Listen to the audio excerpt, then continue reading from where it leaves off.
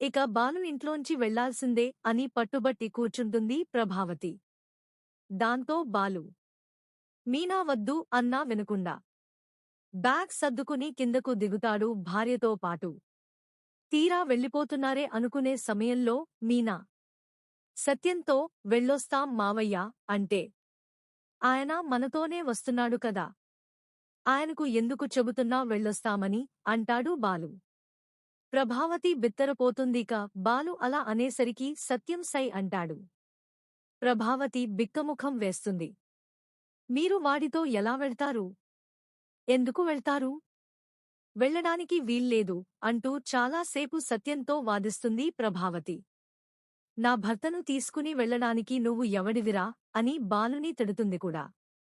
బాలు ఊరుకోడు. మరి మా నాన్నను నా నుంచి దూరం చేయడానికి నువ్వు ఎవరివి అమ్మా అంటూ వెటకారంగా మాట్లాడుతూ సత్యాన్ని చూసుకుంటూ ధైర్యంగా ఉంటాడు.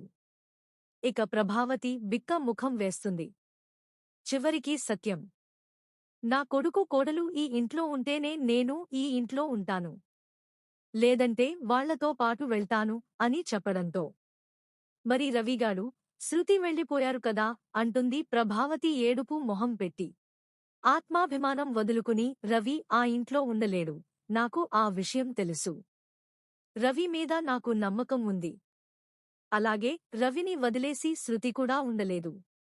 ఖచ్చితంగా వాళ్ళు మన ఇంటికి వచ్చేస్తారు అంటాడు సత్యం నమ్మకంగా. దాంతో ప్రభావతి, వాళ్ళు వస్తారు అని చెబుతున్నారు కదా, సరే అయితే ఉండనివ్వండి మీ కొడుకు కోడల్ని అనేసి విసుగ్గా లోపలికి వెళ్ళిపోతుంది. దాంతో బాలు బ్యాగ్స్ అన్నీ లోపలికి పట్టుకుని వెళ్ళిపోతాడు హ్యాపీగా. మీనా సత్యం కూడా లోపలికి వెళ్ళిపోతారు.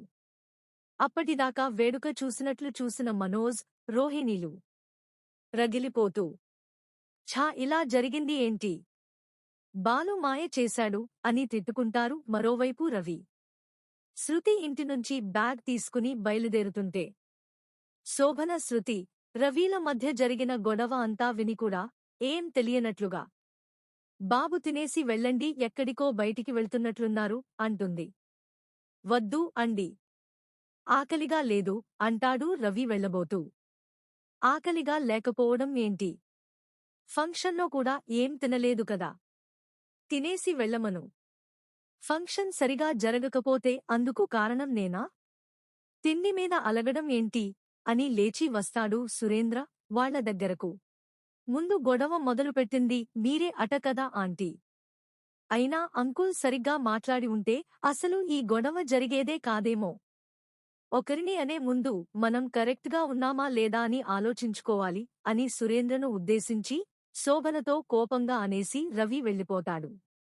సురేంద్ర ముఖం కూడా చూడడు రవి. చూసావా ఎంత పొగరో అంటూ సురేంద్ర రగిలిపోతాడు భార్యతో. అయితే శోభన భర్తతో, పోనీలెండి, మీరు దెబ్బలు తిన్న మాట వాస్తవమే కాని అల్లుడు, రవి, ఇల్లరికం రావడానికి ఈ గొడవ మనకు ఖచ్చితంగా ఉపయోగపడుతుంది అంటుంది నమ్మకంగా. సురేంద్ర కూడా అదే నమ్మకంతో ఉంటాడు. రవి బ్యాగ్తోనే బయలుదేరాడు కాబట్టి సత్యం ఇంటికే రాబోతున్నాడని మాట. ఇక మరోవైపు సంజు చాలా ఆనందంగా మోనికా మోనికా అని గదిలోకి పరుగున వస్తాడు. ఆ పిలుపుతోనే ఆనందంగా చూసిన మోనిక, ఏంటండి అంత ఆనందంగా కనిపిస్తున్నారు? ఏదైనా మంచి జరిగిందా అంటుంది అనుమానంగా మోనిక. మామూలు గుడ్ న్యూస్ కాదు ఇది అంటూ అమాంతం మోనికను సంతోషంగా పట్టలేని ఆనందంతో హత్తుకుంటాడు సంజు. మోనికకు ఏం అర్థం కాదు. తనకు కూడా చాలా ఆనందమనిపిస్తుంది సంజు తీరు చూసి.